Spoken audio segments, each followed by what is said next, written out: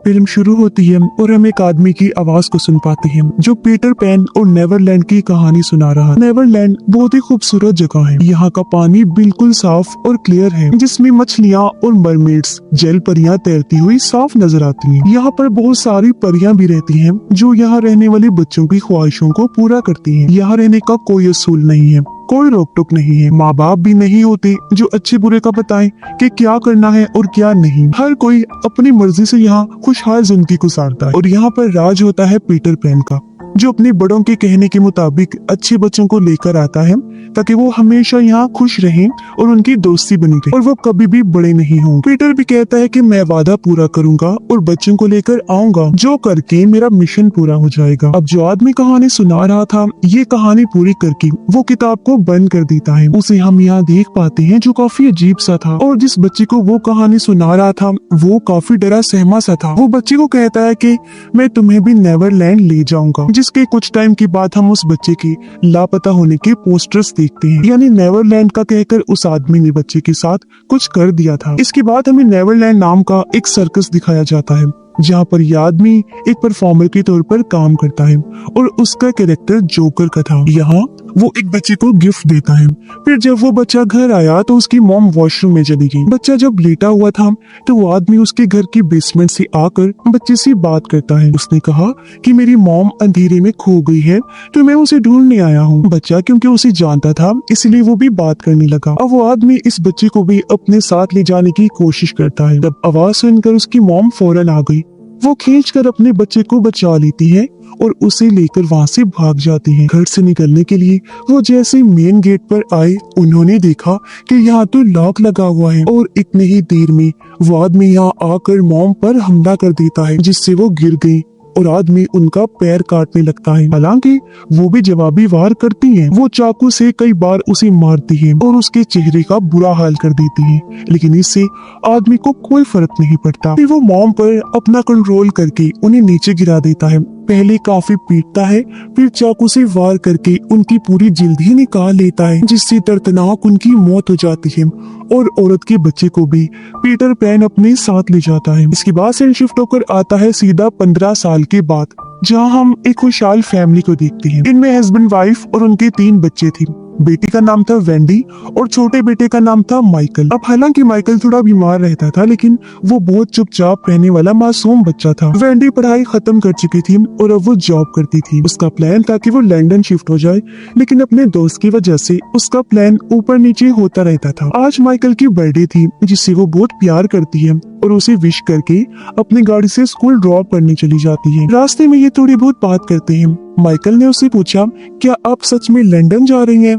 इस पर वेंडी ने कहा कि हाँ, क्योंकि अब मैं बड़ी हो चुकी हूँ और अपने दोस्त के साथ वहाँ खुशहाल जिंदगी गुजारना चाहती है। सुनकर माइकल उदास हो गया। तब उसकी बहन उसका मूड ठीक करती है।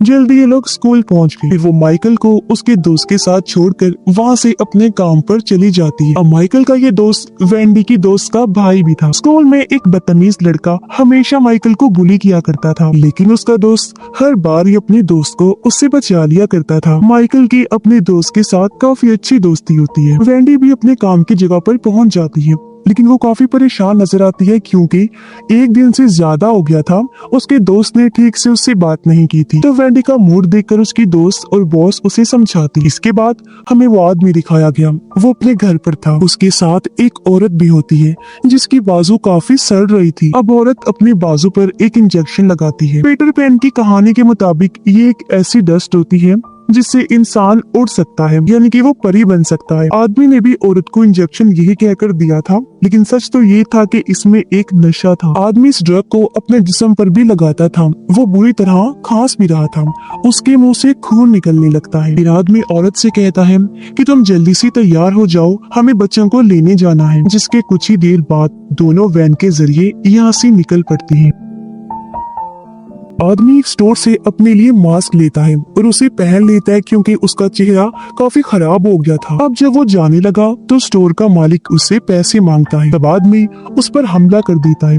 वो चाकू से बार बार वार करने लगा उसकी जान ले लेता है। उसकी लाश को देखकर वो सोचने लगा कि देख लो, अदा कर दी मैंने तुम्हें तुम्हारी कीमत, और वैसे भी मेरे जैसे पागल इंसानों के पास मौत से अच्छी और क्या ही चीज हो सकती है रहने के लिए। ऐसा करने की बात वो चुपचाप यहाँ से चला जाता है। अब उसने अपनी वैन माइकल के स्कूल के बाहर ही लगा दी थी। वेंडी भी उसे लेने स्कूल आ जाती है, लेकिन तभी उससे मिलने उसका दोस्त आ गया। वेंडी से कहता है कि अब मैं यहाँ से शिफ्ट होकर लंदन नहीं जाना चाहता, जो सुनकर वो काफी उदास हो गई और सिगरेट पीने लगती है। इस टेंशन में वो माइकल को भी भूल ही जाती है, जो अकेला ही घर जाने लगता है। पर तभी यहाँ वो आदमी आ गया।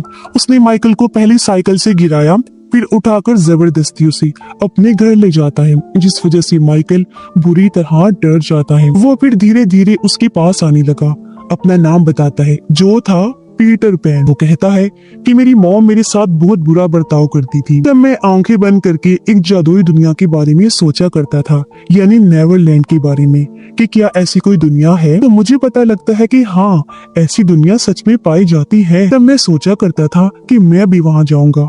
मैं वहाँ पर गया भी और मुझे बहुत अच्छा महसूस होने लगा। वो माइकल को कहता है कि तुम्हें भी ऐसा करना चाहिए, इसलिए डरकर उसने आंखें बंद कर ली। वेंडी जब घर आती है तो यहाँ पुलिस भी आ चुकी थी और उसके मॉम डैड माइकल के लापता होने की वजह से काफी परेशान होते हैं। उसकी मॉम रो रही थी। वो वेंडी पर गुस्सा करती है कि तुमने अपने भाई का ख्याल क्यों नहीं रखा, पता नहीं मेरा बच्चा कहाँ होगा।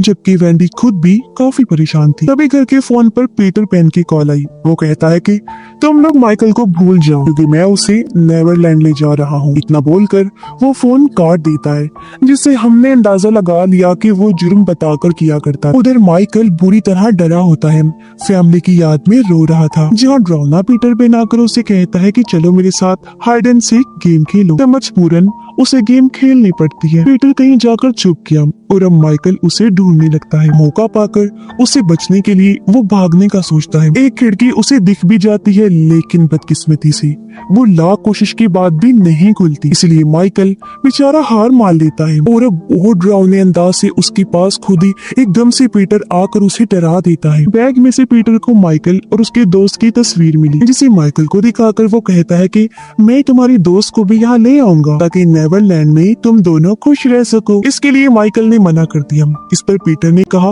मैंने तुमसे पूछा थोड़ी है, मैंने तो बताया है कि मैं ऐसा करने वाला हूँ। इतना बोलकर वो उसके दोस्त को भी लाने के लिए निकलने की तैयारी करता है। जाने से पहले वो एक गाना चला देता है, जो उसकी मॉम पीटर और उसके दोस्तों के लिए लगा दिया कर। माइकल ने पूछा कि तुम्हारी मॉम कहाँ है।